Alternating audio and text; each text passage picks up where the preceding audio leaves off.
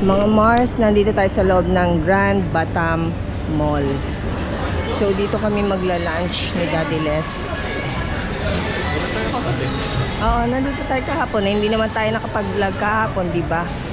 Pagod na tayo kahapon. Kakalakad. Japanese ramen something. Marugame udon. Ikaw? Oh.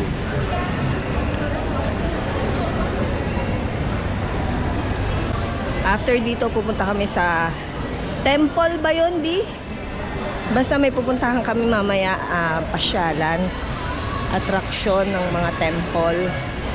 So yon, after doon, babalik na kami doon sa hotel kung saan kami stay. Tapos, biyahe na papunta ng ferry. Pabalik ng Singapore. Try natin sa Yoshinoya fire pot. Yung makakakain ako Yan o, fire pot o. Tingnan nga natin.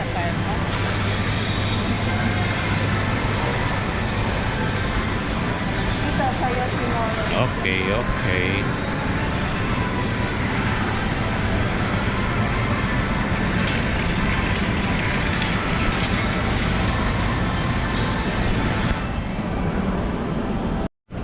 Ayan mga Mars, yung total nung na-order namin. 234,542. Kasi nga, yung value nung nila, bilihin, nasa thousands talaga. 27,000. Mantakin mo, drinks lang yun Tapos, yung meal, 75,000. Ganun kataas yung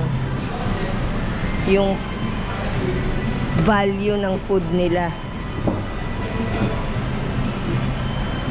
So, yan, nandito tayo sa Yoshinoya. Japanese food naman tayo. Buffet.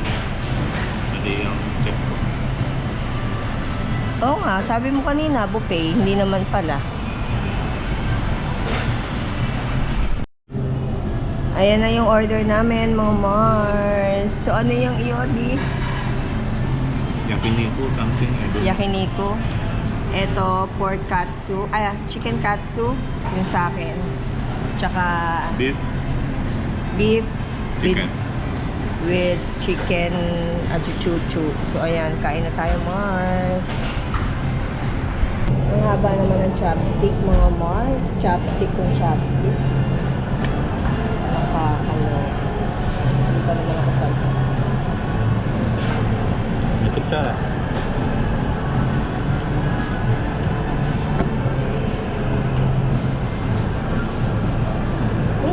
May kasamang kanin pala to Oo nga, kaya nga nagkakasal siguro na.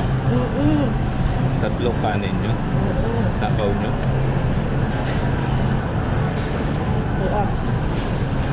Oo nga. Atsara to.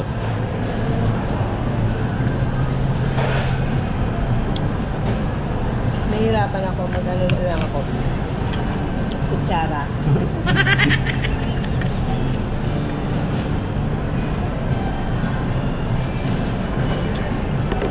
Pati tayo din. Ang dami. Meron pala siyang kanin sa ilalim. Dapat pala, hindi na tayo nag-order nito. Oo.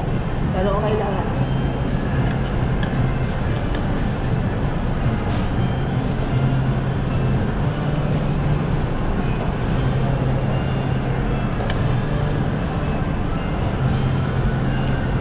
Ito yung beef. Same lang natin sa akin. Ha? Same lang sa akin.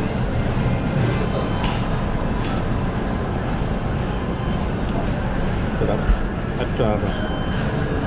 Atsar.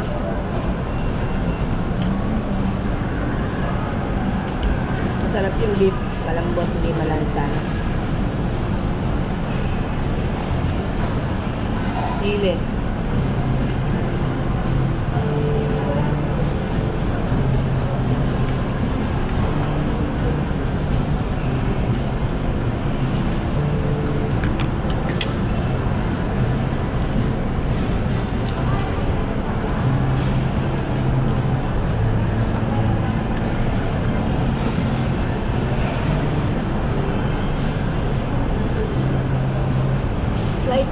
in-order ko, mango. Mango. Alam ko mango eh. Medyo maasim pero masarap.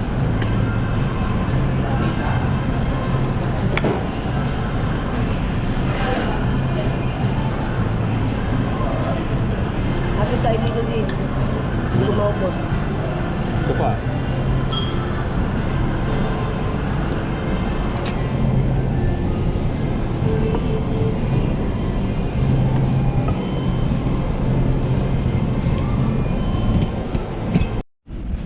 Mga Mars, nakapasok na kami dun sa loob ng temple. Sa Budi Bhakti. Budi Bhakti. Vihara Budi Bhakti. Vihara Budi Bhakti. Kaya lang, hindi ako nakapag-vlog dun sa loob. Kasi baka mapagalitan tayo. Kasi syempre may mga nagdadasal doon. So dito, ikot-ikot ko na lang muna kayo mga Mars para at least makita ninyo yung view dito sa pinaka-garden nila. Ayan, ang daming mga mga Chinese na din ah. Yung mga Buddha. Ayan, mga nagdadasal sila. Kaya medyo naaasiwa akong mag-vlog at baka ako ay mapagalitan. Oo, panik tayo dun mamaya.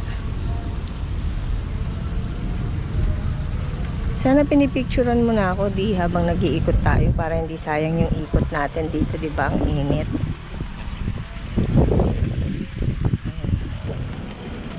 Dito sa mga kayo.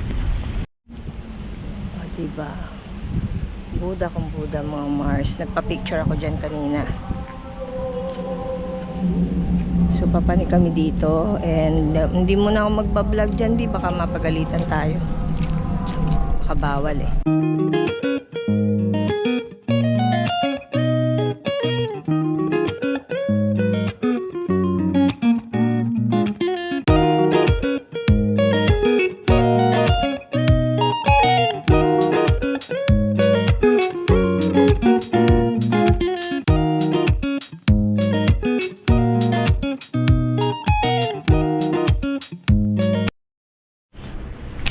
Maglalaba tayo mga Mars.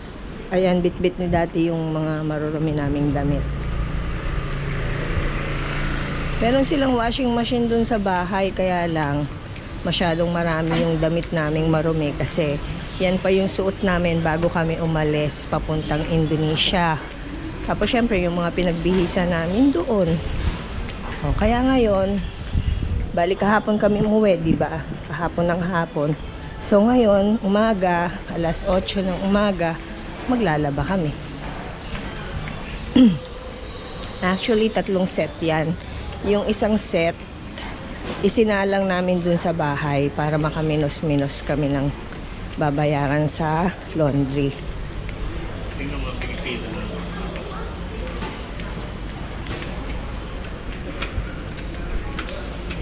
So, malapit lang naman yung mga laundry shop dito. Actually, tabi-tabi. Ayan o, mga senior, yung mga dito, yung mga kumakain.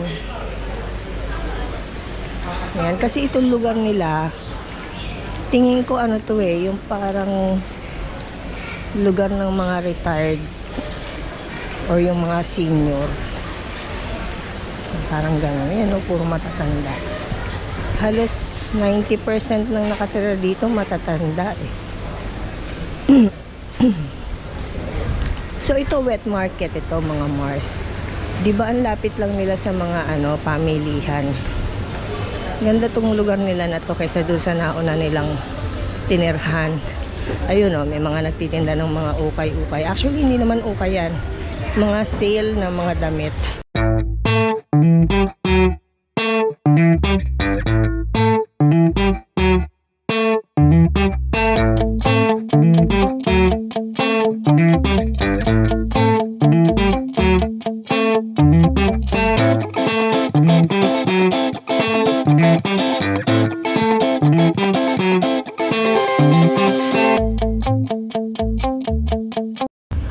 May mga tinda pang mga timba, batsa. Ayan, mga appliance, gamit sa bahay.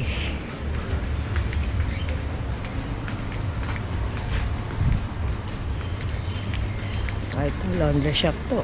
Dito siguro kami sa Wonder Wash.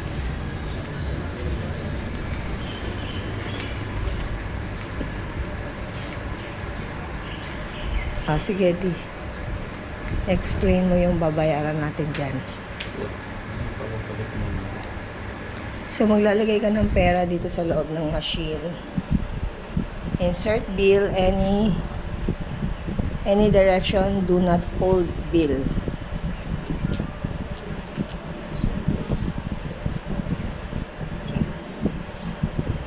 Ano lalagay mo? $20. 10.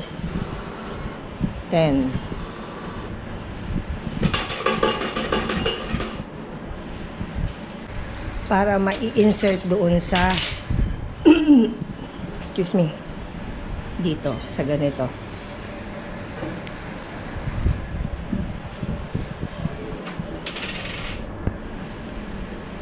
Galing ng pera nila, o parang yung 10 pesos sa atin, or parang yung 20 pesos.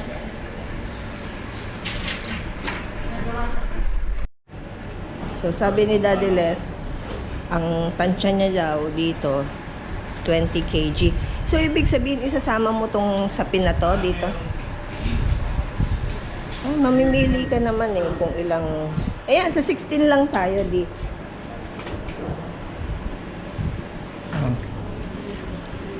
60 kg.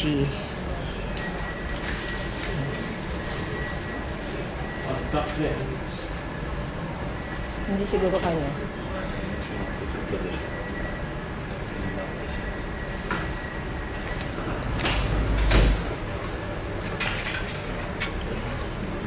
May coin.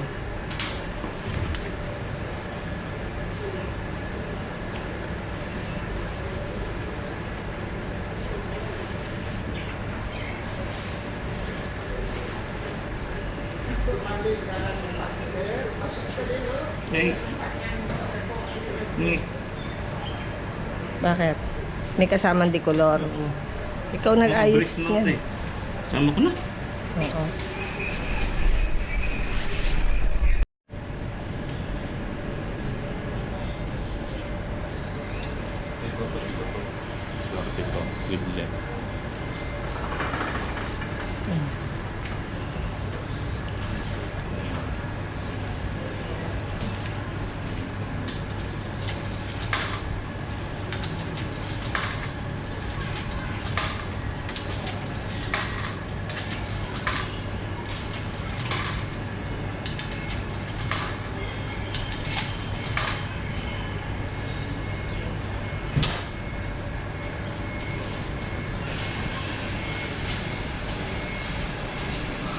Ayan na.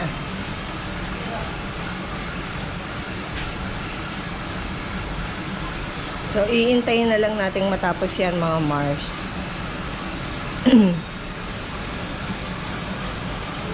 Ayan. Normal detergent with softener.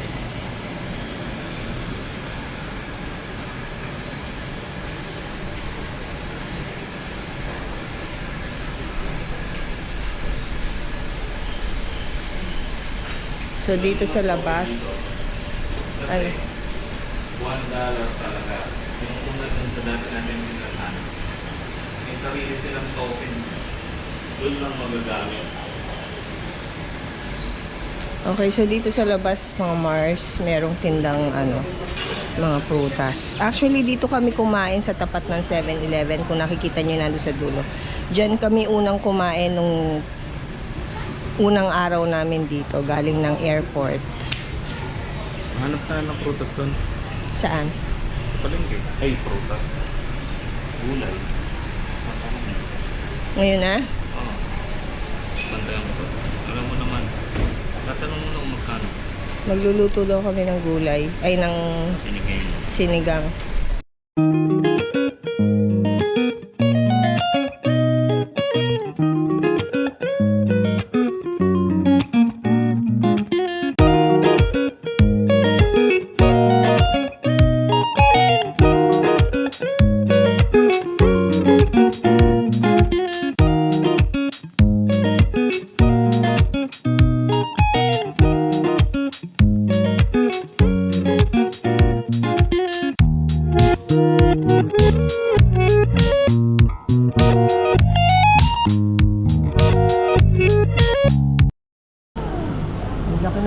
Grabe. Picturean mo nga ako nito. Ang laki ng kulay. Tapos yung gulaman na may gata.